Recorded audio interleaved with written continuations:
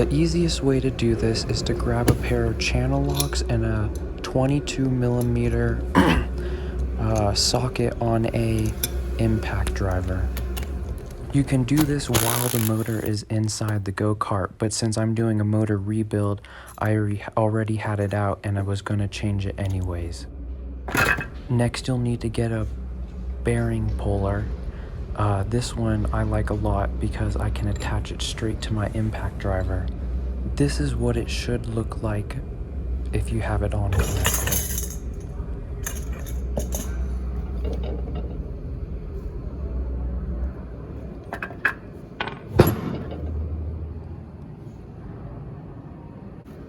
The battery was almost dead on my impact driver, so it didn't have all the power it needed to take off the sprocket on its own. So I had to grab a ratchet as well as a pair of needle nose pliers to jam between the bearing puller and the thread to stop it from spinning while I put more weight on it.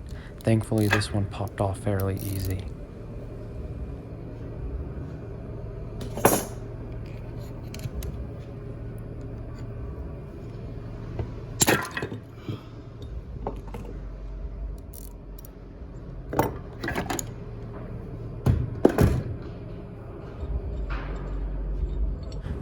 Putting on a sprocket is fairly easy.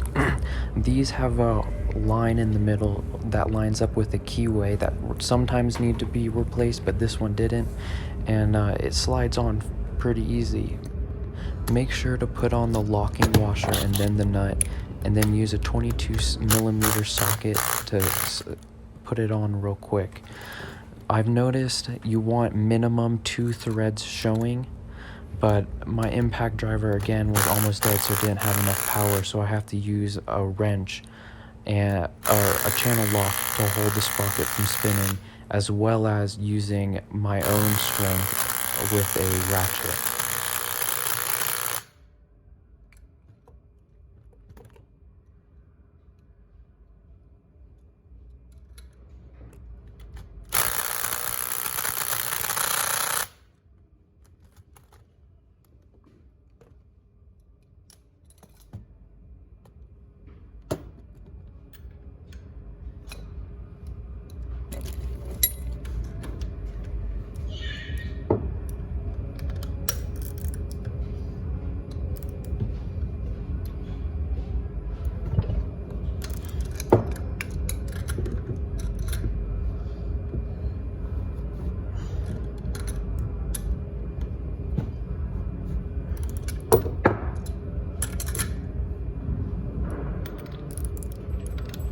No matter how frustrated you get with the sprocket, don't ever use the channel locks to grip onto the teeth of the sprocket.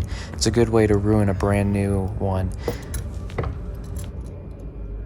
Once you have the nut tightened on a minimum of 2 threads, make sure when you get the motor back in the go-kart that the sprocket lines up near perfect with the gears of the differential.